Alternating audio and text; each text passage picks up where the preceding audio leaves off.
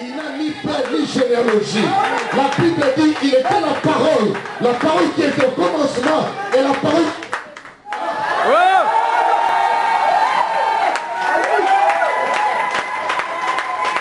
Alléluia. Tu vas prendre ta Bible. Je voulais juste un peu introduire par rapport au thème. Je voulais juste éclairer un peu le thème. Amen. Nous prenons nos Bibles dans un livre que tu as lu il y a très longtemps, je pense. Et certains n'aiment pas le lire. Et ceux qui le lisent l'utilisent mal parfois. Cantique des Cantiques, chapitre 8, verset 8. Oh là là. Cantique des Cantiques, chapitre 8, le verset 8. Cantique des Cantiques, chapitre 8, verset 8. Cantique de Cantique, chapitre 8, le verset 8.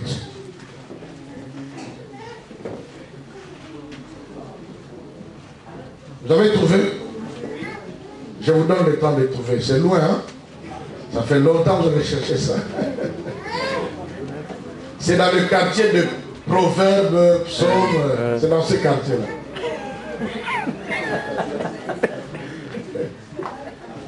Cantique de Cantique, chapitre 8, verset 8. Après la lecture, je vous demanderai vraiment de me donner votre attention. Parce qu'il est question de révéler la parole. Nous ne pouvons pas révéler toute la parole aujourd'hui. Je vais vous révéler juste une petite portion de l'écriture. Cantique des Cantiques, chapitre 8, le verset 8.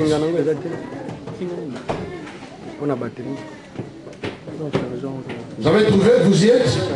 Ça va? Ok. Ça c'est très bien. Ça c'est très bien. Pasteur, que Dieu te bénisse. Ça c'est très bien. Cantique de Cantique, chapitre 8, verset 8. Est-ce que nous pouvons lire ensemble? Hein? Lisons. Lis dans ta Bible dans n'importe quelle langue. Hein? Lisons ensemble. 1, 2, 3.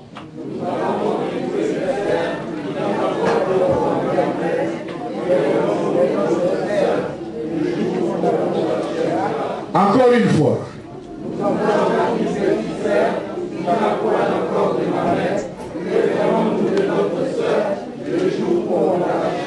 Une dernière fois.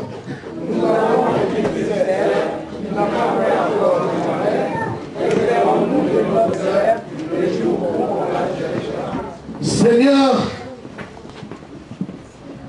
éclaire-nous ta parole. Dans le nom de Jésus, Amen. Prenons place. La Bible que tu as lue et que j'ai lue dit ceci. Nous avons encore une petite sœur, mais qui n'a pas encore de... Et la Bible continue en disant, que ferons-nous le jour où on la recherchera? Nous avons encore une petite sœur, mais cette petite sœur, il y a un constat qui est fait sur elle. C'est que la petite sœur n'a pas encore de mamelle. Ou alors des seins. Si vous voulez que nous puissions être beaucoup plus polis que la Bible. Ou encore beaucoup plus polis, on dira, elle n'a pas encore une poitrine formée. Alors la Bible dit, que ferons-nous les jours où on la recherchera? Laissez-moi introduire un peu sur le livre des Cantiques des Cantiques. Le livre des Cantiques est un livre qui a eu des problèmes pour être reconnu. En termes techniques, on dit pour être canonisé. Tout simplement à cause de son langage qui est très sensuel. Le langage est trop sensuel que les gens se sont dit, est-ce que nous devons reconnaître ce livre comme venant de Dieu, oui ou non? Et les avis ont été partagés. Certains disent, non, Dieu ne peut pas parler comme ça. Oh, quelque part, on va dire, tu es belle, ça. Tes dents sont comme un troupeau de chèvres. Tes joues comme une moitié de grenades. Des choses comme cela. Dieu ne peut pas dire des choses comme ça. Il est trop simple pour dire des choses. Et d'autres disent, non, mais c'est Dieu. C'est un langage que Dieu a utilisé. Et ainsi de suite. Après les prière, ce livre a été canonisé, c'est-à-dire a été reconnu comme étant inspiré et venant de la part de Dieu. Maintenant, si ce livre a été inspiré, qu'est-ce que ce livre nous explique? Bien aimé, je vais te dire que dans toute la Bible, il n'y a pas un livre qui éclaire si clairement l'amour de Dieu pour Israël et l'amour de Jésus-Christ pour son épouse comme le livre des Cantiques des Cantiques. Il est classé parmi les livres qu'on appelle poétiques. Par conséquent, le langage qui est utilisé là-dedans est un langage poétique. Or, si le langage est poétique, c'est que le poète utilise des images pour signifier autre chose. Laissez-moi vous expliquer une petite chose. Si vous prenez un peintre, vous prenez un poète, vous prenez un musicien, vous le placez devant, c'est comment, devant la mer, chacun va ressortir de mouvements de vagues une autre interprétation. Pourquoi? Le peintre va voir les couleurs ou un mélange de couleurs, le poète va voir je ne sais pas moi quoi, et le musicien va parler plutôt peut-être de la force de l'amour, ou de la, je ne sais pas. Mais chacun donnera l'interprétation par rapport à la grâce qui est en lui. Le livre des Cantiques est un livre poétique. Et donc l'auteur est en train d'utiliser des expressions, des images pour dépeindre l'amour que Dieu porte pour Israël et au même moment l'amour que Jésus-Christ a pour son Église.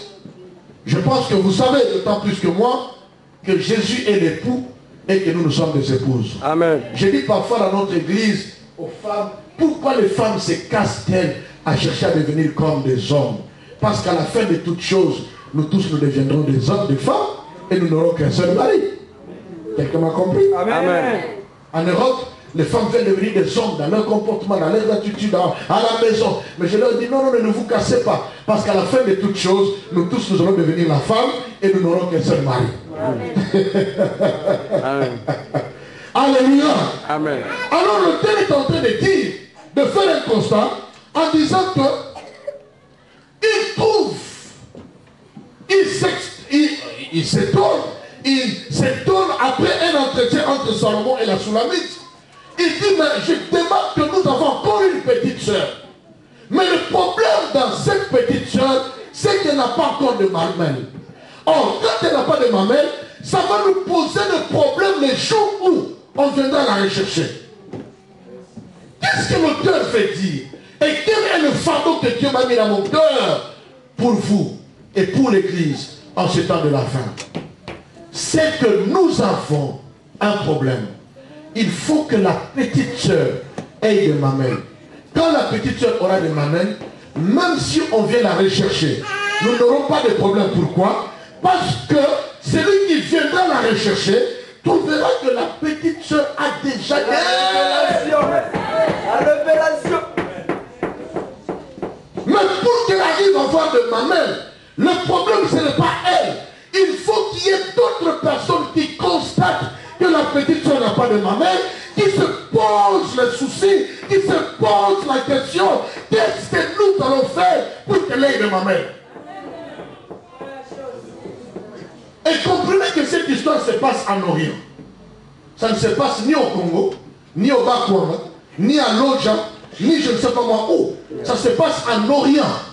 Et quand l'histoire se passe en Orient, c'est qu'elle respecte la culture orientale. Quand je parle de l'Orient, c'est du côté d'Israël, Yémen, toute cette partie. Ils ont une culture autre à la nôtre. Et dans cette culture, d'une manière générale, ce sont les grands frères qui doivent se soucier de leur petite sœur. Quelqu'un peut poser des questions. Les plus aînés, ceux qui ont avancé, ça doit être le souci des aînés, les soucis des grands frères, les soucis des personnes qui nous ont précédés, pour dire ceci, nous devons veiller à ce que la petite sœur ait